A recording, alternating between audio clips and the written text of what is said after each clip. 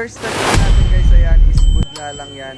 Kaya lang siya naging Ngayon, i-breakdown nga natin kung paano nga ba nagiging traveling ang Pinoy Step.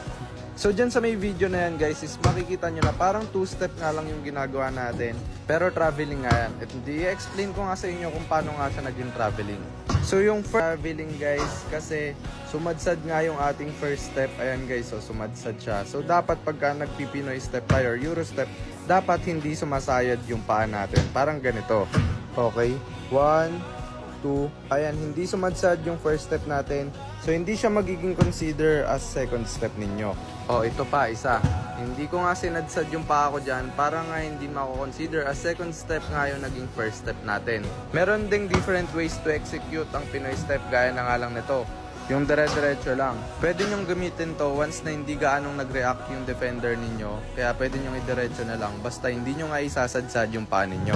Ito guys, so isa pang example ng traveling na Pinoy Step. So again, paano nga ba siya naging traveling? Kasi nga guys, yung first step natin na yan, sumasadsad or kumakatkat nga yung paa natin. Kaya naman nagiging consider a second step na yung pagkatkat ng paa mo. So yun lang guys, sana nga may natutunan kayo. And kung may kakilala nga kayo na mahilig gumamit ng Pinoy Step, i-mention mo na lang sila. Yun lang, follow for more. Peace!